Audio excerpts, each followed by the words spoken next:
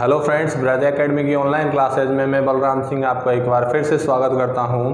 और दोस्तों, हम पिछली वीडियो में पढ़ रहे थे मेवाड़ राजवंश के बारे में, और मेवाड़ राजवंश में हम एक बहुत ही ज़्यादा इम्पोर्टेंट शासक के बारे में पढ़ रहे थे। वो शासक थे राणा कुंभा। राणा कुंभा के बारे में मैंने एक बात बताई कि राणा कुंभा मेवाड़ की रीढ़ की हड्डी हैं एक तरीके से एग्जाम के दृष्टिकोण से, और राणा कुंभा बहुत ही ज़्यादा इम्पोर्टेंट शासक हैं। राणा कुंभा की हमने बात करते हुए मैंने बताया था कि राणा कुंभा के पिता मोकल थे, माता सौभाग्य देवी थी, परमार वंशी राजकुमारी। फिर इसकी उपाधियों का जिक्र किया था अभिनव भद्राचार्य, राणो रासो, राणे राय, हिंदुआ सुल्ताना, हाल गुरु, शैल गुरु, परम गुरु, राजगुरु, दान गुरु, अशुपति, नरपति, ये टोडरमल, बहुत सारी उपाधियां मैंने कुंभा के बारे में बताई थी आपको। फिर मैंने राणा कुंभा के बारे में आगे बताया था कि राणा कुंभा जब शासक बने थे उनके सामने दो समस्याएं थीं, अपने पिता की हत्या का बदला लेना, रणमल के बढ़ते हुए प्रभाव को रोकना। राणा कुंभा ने अपनी पहली समस्या रणमल की सहायता से तथा दूसरी समस्या भारमली के सहयोग से दूर की।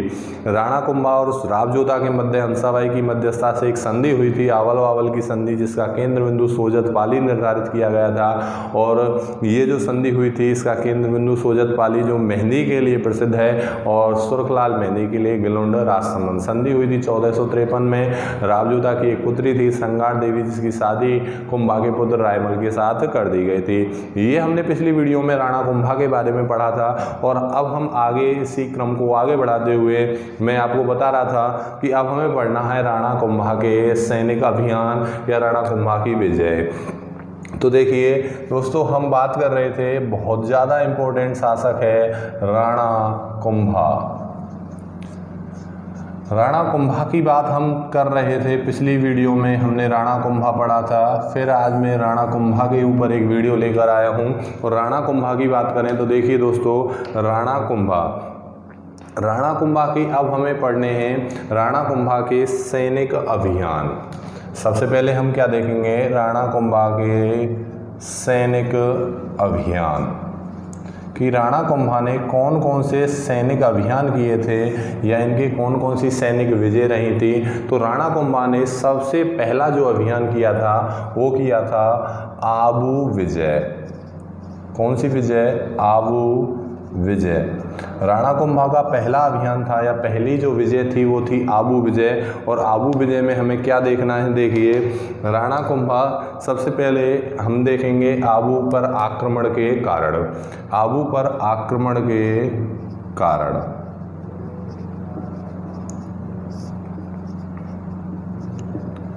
देखिए दोस्तों, आबू पर आक्रमण के जो कारण मिलते हैं, आबू का जो शासक मिलता है, कारण नंबर 1 की बात करें, आबू का जो शासक था वो था सहसमल। सहसमल द्वारा मेवाड़ के कुछ गांवों पर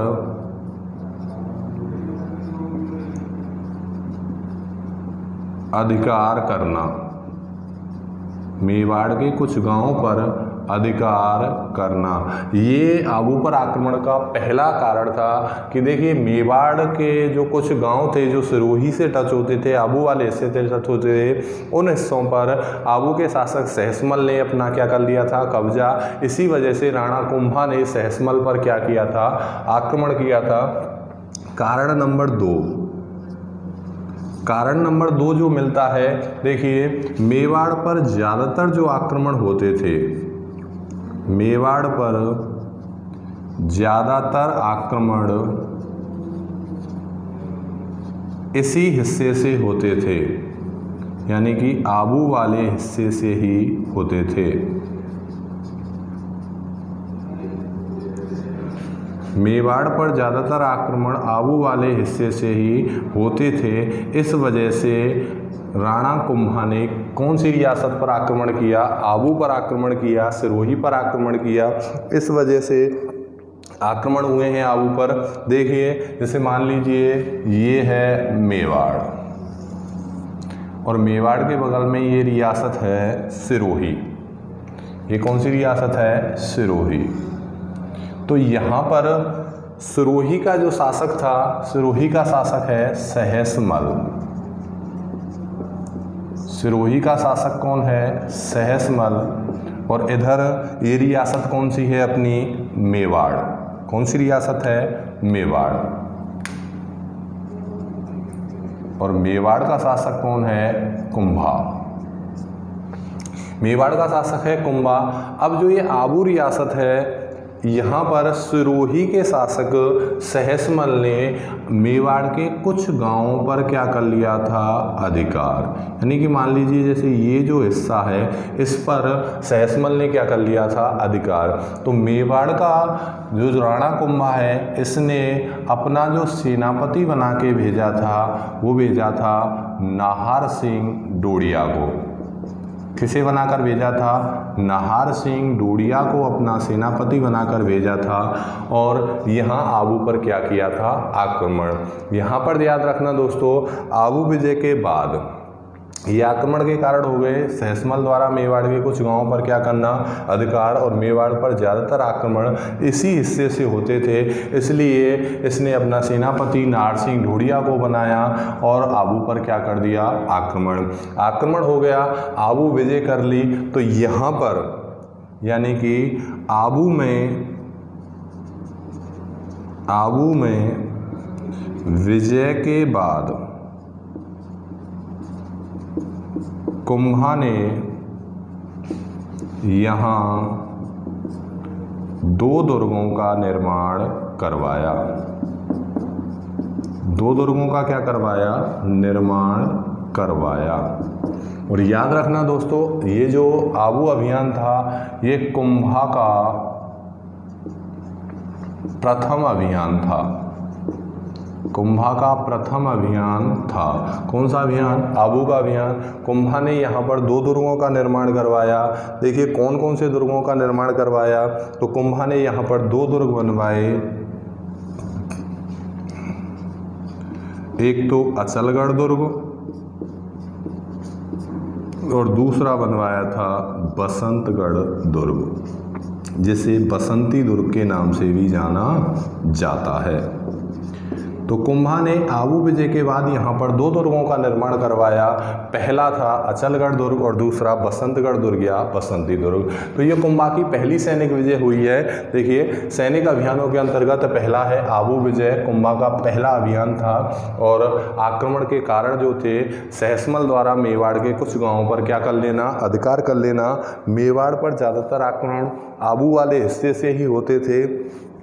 आबू विजय के बाद कुंभा ने यहाँ 2 दुर्गों का निर्माण करवाया, अचलगढ़ दुर्ग और बसंतगढ़ दुर्ग। तो ये कुंभा के द्वारा किया गया पहला अभियान था या पहली विजय थी। और इस अभियान में कुंभा ने अपना जो सेनापति बनाकर भेजा था वो नाहर सिंह डोडिया को बनाकर भेजा था। और इस विजय के बाद कुंभा ने आबू में 2 दुर्ग अचलगढ़ दुर्ग और बसंतगढ़ दुर्ग का क्या करवाया था? निर्माण करवाया था। इसके बाद में दोस्तों बात करें कुंभा की और भी कुछ सैनिक विजय हुई हैं, जैसे कुंभा ने कहाँ कहाँ पर अपना हस्तक्षेप किया है। तो कुंभा की अन्य सैनिक विजय देखिए,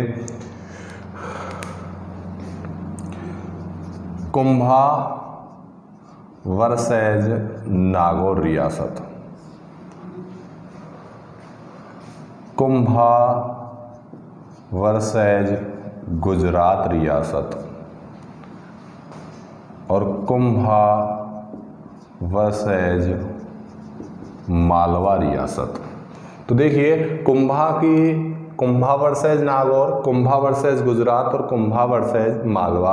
यहाँ पर क्या हुआ है दोस्तों, पहले हम बात करें नागौर क्षेत्र की। तो नागौर जो हिस्सा है, नागौर रियासत में क्या हुआ, जैसे मान लीजिए ये नागौर है और नागौर के शासक के मरने के बाद नागौर के शासक के 2 लड़के हुए, 2 पुत्र हुए। बड़े बेटे का देखिए बात करें, नागौर जो रियासत है, नागौर रियासत के जब राजा की मृत्यु हो जाती है तो उसके 2 बेटे होते हैं। एक होता है शम्स खां, कौन होता है दोस्तों? शम्स खां। और दूसरा बेटा था नासिरुद्दीन। इनमें से बड़ा कौन है? शम्स खां और छोटा है नासिरुद्दीन। हुआ ये था कि अपने पिता की मृत्यु के बाद नासिरुद्दीन शासक बन गया और शम्स खां को उसने गद्दी पर नहीं बैठने दिया। तो शम्स खां ने आकर सहायता किससे मांगी? कुंभा से। शम्स खां ने सहायता किससे मांगी है? कुंभा से। अब कुंभा इसकी सहायता के लिए आया और इसने शम्स खां को गद्दी पर बैठा दिया। किसे बैठा दिया? शम्स खां। अब नागौर का शासक कौन है? शम्स खां। नागौर का शासक किसे बना दिया गया? शम्स खां को बना दिया गया। किसके द्वारा? कुंभा के द्वारा। शम्स खां को जब कुंभा ने शासक बनाया या इसकी जब सहायता की तो शम्स खां के सामने कुंभा ने कुछ शर्तें रखी थीं। जैसे शर्त नंबर 1, कुंभा की शम्स खां ने सबसे पहले अधीनता स्वीकार की, उसे टैक्स देना स्वीकार किया। उसके बाद में शर्त नंबर 3 ये रखी गई कि कभी भी नागौर दुर्ग की क्या नहीं होगी? मरम्मत नहीं होगी। जो दुर्ग है वो ऐसे कि ऐसा ही रहेगा, कभी भी ये नहीं कि आप दुर्ग की मरम्मत करवाने के बाद कह दो कि अधीनता स्वीकार नहीं है। तो यहाँ पर क्या हुआ कि शम्स खां ने सारी शर्तें मंजूर कर लीं और मंजूर करने के बाद क्या हुआ है कि देखिए शम्स खां ने सबसे पहले शर्तों का किया उल्लंघन और इसने नागौर दुर्ग की क्या करवाई? मरम्मत। एक बार दोबारा देखिए, कुंभा वर्सेस नागौर। नागौर के सुल्तान की मृत्यु के बाद उसके 2 बेटे थे, शम्स खां और नासिरुद्दीन। नासिरुद्दीन गद्दी पर बैठ गया, शम्स खां को नहीं बैठने दिया।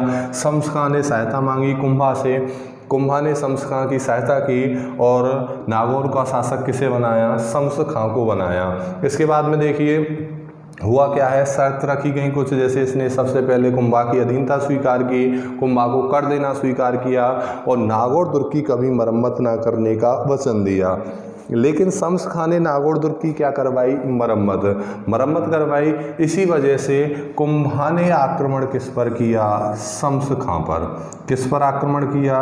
शम्स खां पर आक्रमण किया। शम्स खां यहाँ से भागकर सीधा गया गुजरात। शम्स खां भागकर कहाँ गया है? गुजरात गया है और इस समय गुजरात का जो शासक था वो था कुतुबुद्दीन।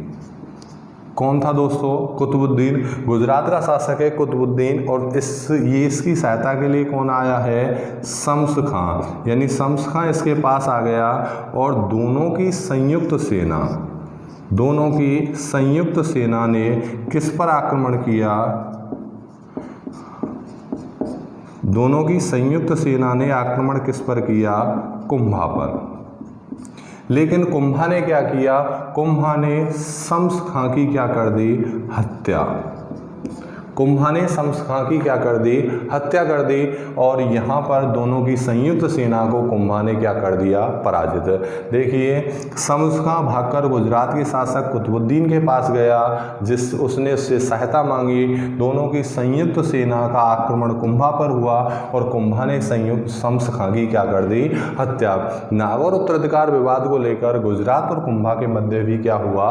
विवाद। इधर देखिए यहाँ कुंभा वर्सेस मालवा। यहाँ मालवा का जो शासक था ये था महमूद खिलजी प्रथम। कौन है दोस्तों शासक?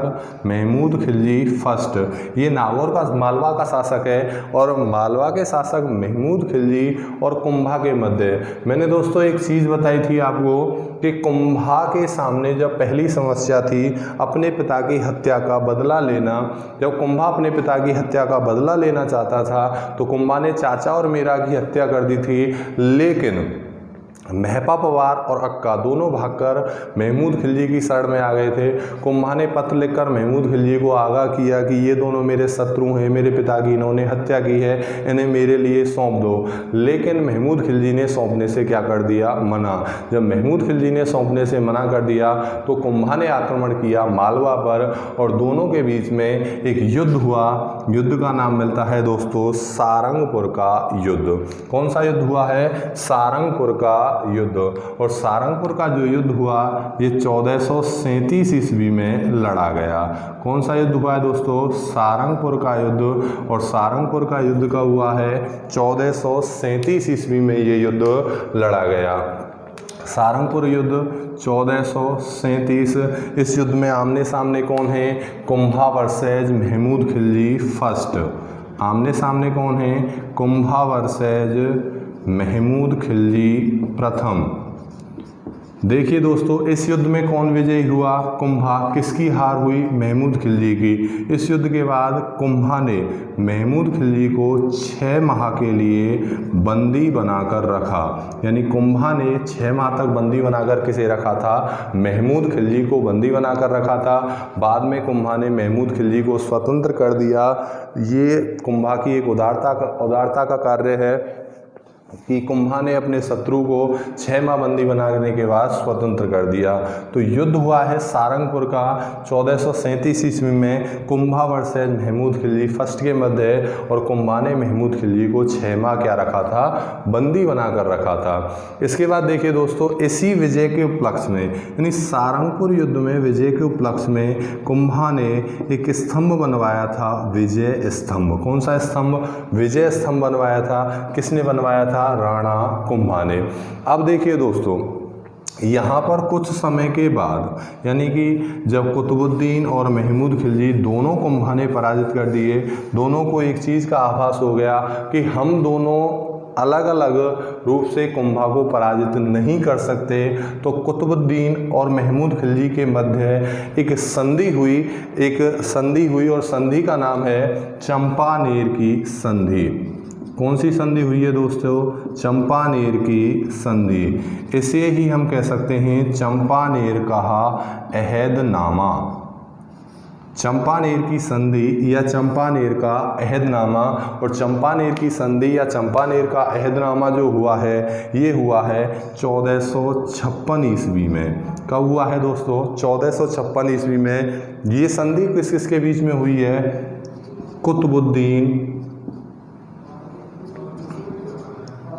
कुतुबुद्दीन शासक है गुजरात का और महमूद खिलजी फर्स्ट के मध्य। कुतुबुद्दीन और महमूद खिलजी फर्स्ट के मध्य एक संधि हुई है, संधि का नाम है चंपानेर की संधि। इन दोनों की संयुक्त सेना ने, यानी कि इन दोनों की सेना क्या हो गई? संयुक्त सेना। दोनों ने सोचा है कि दोनों मिलकर आक्रमण करेंगे किस पर? कुंभा पर। और मेवाड़ को जीतने के बाद जो गुजरात वाला, मेवाड़ का जो हिस्सा है गुजरात के टच में है, उसे कुतुबुद्दीन रख लेगा, और जो मालवा के टच में गुजरात वाला मेवाड़ का हिस्सा है उसे महमूद खिलजी रख लेगा। दोनों ने मिलकर आक्रमण किया कुंभा पर, और कुंभा और इन संयुक्त सेना के बीच में एक युद्ध लड़ा गया दोस्तों। युद्ध का नाम है बदनौर का युद्ध। कौन सा युद्ध हुआ? बदनौर का युद्ध। और बदनौर स्थान कहाँ है? भीलवाड़ा में। कहाँ पर है? भीलवाड़ा में युद्ध हुआ है बदनौर का।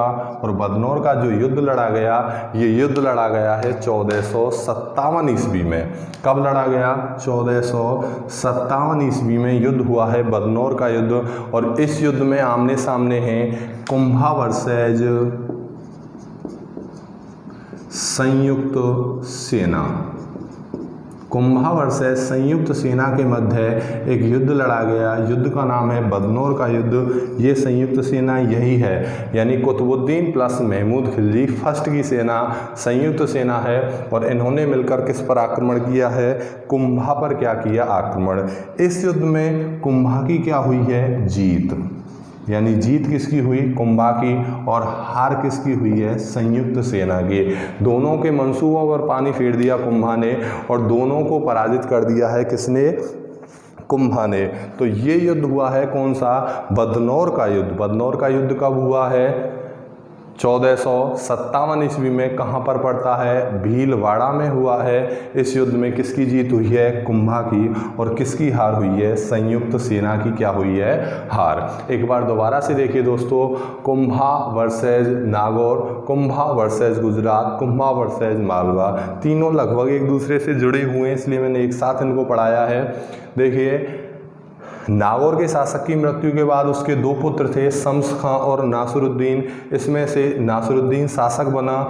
शम्स खां सहायता के लिए कुंभा के पास गया, कुंभा ने इसकी सहायता की, नासिरुद्दीन को हटाकर इसे गद्दी पर बैठाया। कुछ शर्तें रखीं, जिसमें एक शर्त थी कि नागौर दुर्ग का कभी क्या नहीं होगा? दोबारा से पुनर्निर्माण नहीं होगा, जीर्णोद्धार नहीं होगा। लेकिन शम्स खां ने शर्तों का उल्लंघन करते हुए नागौर दुर्ग की मरम्मत का कार्य जारी करवाया। इस बात से नाराज होकर कुंभा ने शम्स खां पर आक्रमण किया। शम्स खां पर जब आक्रमण किया कुंभा ने, तो शम्स खां भागकर कहाँ चला गया? गुजरात। और गुजरात का इस समय शासक कौन है? कुतुबुद्दीन। कुतुबुद्दीन ने इसकी सहायता की, और दोनों ने मिलकर, इनकी संयुक्त सेना ने आक्रमण किस पर कर दिया? कुंभा पर। कुंभा ने किसकी हत्या कर दी? शम्स खां की। तो नागौर उत्तराधिकार विवाद को लेकर नागौर से कुंभा के युद्ध लड़ाई है, लेकिन नागौर उत्तराधिकार विवाद को लेकर ही इसने गुजरात से भी क्या लड़ा है? युद्ध लड़ा है। इसके बाद में देखिए कुंभा और मालवा का शासक था महमूद खिलजी फर्स्ट। अपने पिता के हत्यारों का बदला लेने के लिए, यानी अक्का और महपा बवार की हत्या का बदला लेने के लिए कुंभा ने आक्रमण किया था महमूद खिलजी प्रथम पर और अपने पिता की हत्या का बदला लिया था पूरी तरह से। और इनके बीच में एक युद्ध हुआ था, सारंगपुर का युद्ध। सारंगपुर युद्ध कब हुआ है? 1437, कुंभा वर्सेज महमूद खिलजी फर्स्ट। और इसमें कुंभा क्या हुआ था? विजयी हुआ था। इसने महमूद खिलजी फर्स्ट को 6 माह तक बंदी बनाकर रखा था। इस युद्ध में विजय के उपलक्ष्य में कुंभा ने एक स्तंभ का निर्माण करवाया था। स्तंभ का नाम है कौन सा? विजय स्तंभ। विजय स्तंभ बनवाया था। देखिए अब महमूद खिलजी को पता है मैं अकेला कुंभा को नहीं हरा सकता, इधर कुतुबुद्दीन को पता है मैं भी अकेला कुंभा को नहीं हरा सकता, तो दोनों ने अपनी सेनाओं को संगठित किया और दोनों की संयुक्त सेना ने संगठित जो किया है वो एक संधि हुई दोनों के बीच में, चंपानेर की संधि या अहदनामा, जो 1456 ईस्वी में हुई कुतुबुद्दीन और महमूद खिलजी फर्स्ट के मध्य।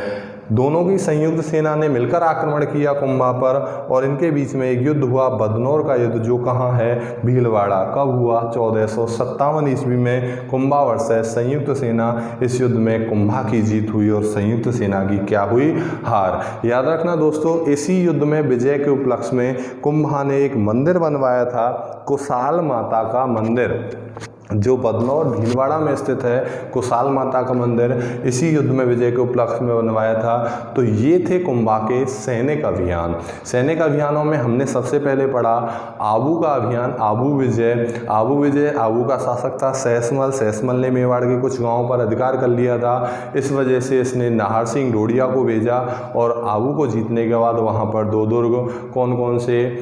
अचलगढ़ दुर्ग और बसंतीगढ़ दुर्ग या बसंती दुर्ग का क्या करवाया था? निर्माण। ये कुंभा का पहला सैनिक अभियान था या पहला सैनिक अभियान कुंभा का आबू विजय रही है। उसके बाद में हमने पढ़ा है Kumbha versus Nagaur, Kumbha versus Gujarat, Kumbha versus Malwa. Nagaur में जो युद्ध हुआ शम्स से हुआ है, गुजरात में कुतुबुद्दीन से और मालवा में महमूद खिलजी फर्स्ट से। तीनों जो शासक थे उन तीनों को कुंभा ने पराजित किया। यहाँ मालवा और गुजरात संयुक्त भी हुए, यहाँ गुजरात नागौर भी संयुक्त हुए, लेकिन कुंभा ने इनको भी पराजित किया है। इसके बाद कुंभा ने गुजरात और मालवा की संयुक्त सेना को भी पराजित किया है। तो ये थी कुंभा के कुछ इम्पोर्टेंट सैनिक अभियान। अब हम पढ़ेंगे अगली वीडियो में कुंभा की स्थापत्य कला में योगदान को। जैसे अभी आया है विजय स्तंभ, यहाँ इसने कुशाल माता का मंदिर बनवाया है। तो कुंभा के जितने भी स्थापत्य कला में कुंभा का योगदान है, अगली वीडियो में हम उसको देखेंगे। आज वीडियो थोड़ी छोटी है, लेकिन यहाँ मैं क्या है कुंभा को थोड़े पार्टों में पढ़ाना चाहता हूँ, इसलिए मैं छोटी छोटी वीडियो दे के आपको कुंभा पहले थोड़ा सा उसके बारे में जानकारी दी। उसके बाद दूसरी वीडियो में कुंभा के सैनिक अभियान, तीसरी वीडियो में मैं आपको कुंभा के स्थापत्य कला के बारे में बताऊँगा और चौथी जो लास्ट वीडियो होगी उसमें कुंभा के मैं जो इतिहास से संबंधित ऐतिहासिक ग्रंथ हैं उनके बारे में क्या दूंगा जानकारी। तो याद रखना दोस्तों, आज की क्लास में बस मैं कुंभा की सैनिक विजयों के बारे में बता रहा हूँ। कल की क्लास में हम पढ़ेंगे कुंभा के स्थापत्य कला में योगदान को, जैसे उसने कौन कौन सी चीज़ें बनवाई हैं, विजय स्तंभ, कीर्ति स्तंभ, उसके काल में और भी बहुत सारी चीज़ें बनी हैं। तो इनको हम पढ़ेंगे अगली क्लास में। अगर आपको वीडियो पसंद आ रही है तो लाइक कीजिए, शेयर कीजिए, सब्सक्राइब कीजिए और कमेंट करना, विशेषतः मैं कमेंट की बोलता हूँ, कमेंट करना ना भूलिए। दोस्तों आज के लिए मुझे सुनने के लिए धन्यवाद। Thank you so much.